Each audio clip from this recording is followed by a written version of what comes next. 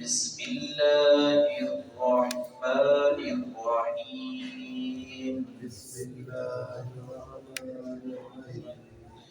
وقالوا أإذا ضللنا في الأرض أإنا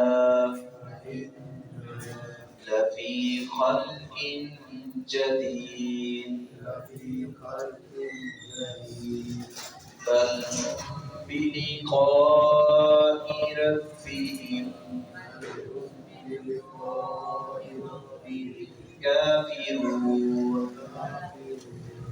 قل يتوفاكم ملك الموت الذي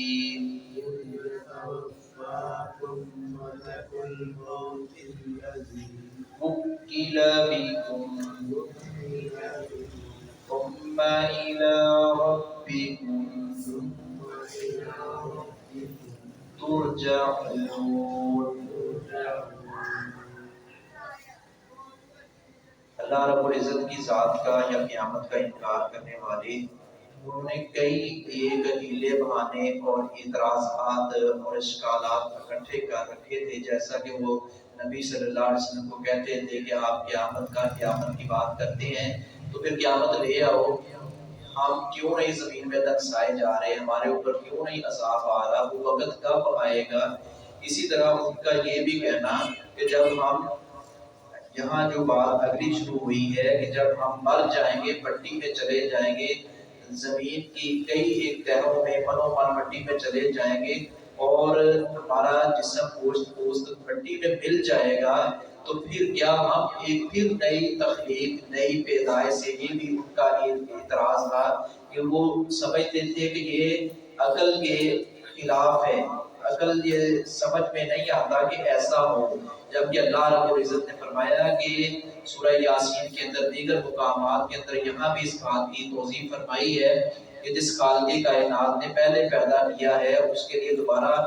پیدا کرنا کوئی مشکل نہیں ہے۔ اللہ رب العزت کے لیے پہلے بھی آسان تھا، اب بھی آسان ہے، وہ سب سے اوپر ہے، وہ سب سے بڑا ہے اور وہ کارساز ہے، اس کے سوا کوئی معبود بھی نہیں، اس کے سوا کوئی نفع نقصان کا مالک بھی نہیں اور اس کے سوا کوئی پیدا کرنے والا بھی نہیں۔ وقالو اور انہوں نے کہا، ان اہل کفر نے کہا، یعنی کہ آئزہ کیا جب ضللنا ہم گم ہو جائیں گے فی الارض زمین میں، یعنی مر جائیں گے، مٹی میں گم ہو جائیں گے، جسم مٹی کے ساتھ رل مل جائے گا، گھل مل جائے گا، آئنا کیا بے شک ہم لفی خلق جدید البتہ نئی پیدائش میں ہوں گے۔ یہ ان کا سوالیہ انداز میں ایک اعتراض اور ایک اشکال ہے۔ بل ہم، اللہ رب العزت نے فرمایا نہیں، بلکہ وہ بلقائی ربی اپنے رب کی ملاقات ہی سے کافرون انکار کرنے والے ہیں، وہ یہ بات سمجھنا نہیں چاہتے، وہ اللہ کی معرفت حاصل نہیں کرنا چاہتے، وہ قیامت کے دن پر ایمان نہیں لانا چاہتے، ان کا تو کام صرف انکار ہے، میں نہ مانوں والا یہ مسئلہ ہے۔ یہ ایسے بدبخت ہیں کہ یہ ہٹ درد بھی ہیں، متعصب بھی ہیں اور انکاری ہیں اس بات کے، ان کا مقصد اللہ رب العزت کی معرفت حاصل کرنا نہیں، بس اعتراضات اشکالات صرف اپنا آپ اپنی انا کا مسئلہ بنا کر اور تکبرانہ انداز اور چال اختیار کرنا اصل میں ان کا مقصد ہے کہ مسلمانوں کو اور پیارے نبی کو لاجواب کریں۔ قل کہہ دیجئے یتوفا فوت کرتا ہے تمہیں ملک الموت موت کا فرشتہ، تمہیں فوت کرتا ہے موت کا فرشتہ، الذی وہ جو وکلا مقرر کیا گیا ہے، یہ اللہ رب العزت نے مقرر کیا ہے حضرت ملک الموت کو، اور وہ جب وقت اجل آ جائے گا، کوئی اپنا ہو بیگانہ ہو، کوئی نبی ہو ولی ہو پیغمبر ہو، نیک بخت ہو بد بخت ہو، وہ فرشتہ مقرر ہے، اس نے آنا ہے، جسے ملک الموت کہا جاتا ہے، وکیلا مقرر کیا گیا ہے بکم تم پر۔ حضرت